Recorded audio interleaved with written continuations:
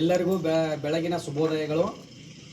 21 ದಿನಗಳ ಓದು ಅಭಿಯಾನದಲ್ಲಿ ಇವತ್ತು ನಿಮ್ಮ ಪಾಲಕರು ಮತ್ತು ಪೋಷಕರು ನಿಮಗೆ ಕಥೆಗಳನ್ನು ಹೇಳುವಂಥ ಅಭಿಯಾನ ಐತಿ. ಈಗ ಸೃಜನ್ ಮತ್ತು ಶ್ರೇಯಸ್ ಅವರ ಪಾಲಕರಾದಂಥ ನಮ್ಮ SS ಹಚಡದ ಪಾಲಕರು ಎಲ್ಲ ಮಕ್ಕಳಿಗೆ ಒಂದು ಕಥೆಯನ್ನು ಹೇಳಬೇಕಾಗಿ ತಮ್ಮಲ್ಲಿ ವಿನಂತಿಸಿಕೊಳ್ಳುತ್ತೇನೆ. Good morning. Good morning. ಎಲ್ಲರೂ ಹೆಂಗದ್ರಿ? ಆರಾಮದ್ರಿ? ಇವತ್ತು ನೋಡು ಮಂಜುನಾಥ್ ಸರ್ ಏನ್ ಮಾಡ್ರು, ಪರಿಚಯ ಮಾಡಿಕೊಟ್ರು. ಓದು ಅಭಿಯಾನದ 21 ದಿನಗಳ ಪ್ರತಿನಿತ್ಯ ಕಾರ್ಯಕ್ರಮ ಮಾಡಕತ್ತಿದ್ವಿ ನಾವು. ಇವತ್ತು ಏನೈತೆ ಅಂದ್ರೆ ಪಾಲಕರು ಪೋಷಕರಿಂದ ಕತೆ ಹೇಳೋದೈತಿ. ಇವತ್ತಿನ ಪಾಲಕರು ಕೃಷ್ಣಬಾಯಿ ಅವರು ಬಂದರು, ಆಮೇಲೆ ರೇಖಾ ಅವರು ಬಂದಾರ, ಅವರವರ ಮಕ್ಕಳು ಮೊಮ್ಮಕ್ಕಳ ಪರವಾಗಿ ಬಂದಾರ. ಆಮೇಲೆ ಅದೇ ರೀತಿ ನಮ್ಮ ಮಂಜುನಾಥ್ ಸರ್ ಅವರು ಇವತ್ತು ನಮ್ಮ ಈ ಅಭಿಯಾನದಲ್ಲಿ ಭಾಗವಹಿಸಿದ್ದಾರೆ.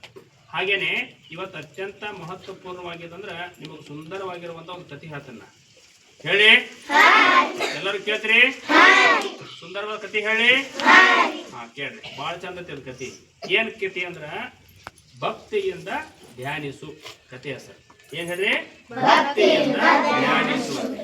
ಒಂದು ಊರಾಗ ಒಬ್ಬ ದೇವ್ರ ಭಕ್ತ ಇದ್ದ.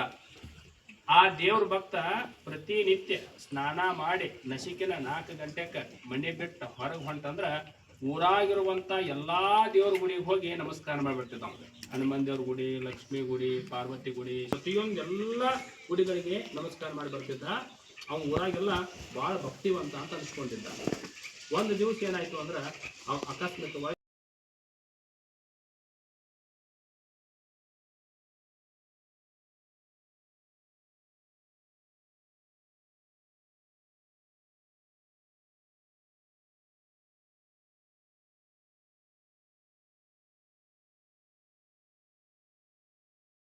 ಏಕಾಗ್ರತೆ ಇರಬೇಕು. ಒಂದು ವಸ್ತುವಿನ ಮೇಲೆ ಏಕಾಗ್ರತೆ ಇರಬೇಕು. ಯಾರ ಭಕ್ತಿ ಮಾಡ್ಬೇಕಾದ್ರೆ ಒಬ್ಬನನ್ನ ನಿಷ್ಠೆಯಿಂದ ಭಕ್ತಿ ಮಾಡಬೇಕು ಅಂತ ಹೇಳಿದಂತ ನಮಗೆ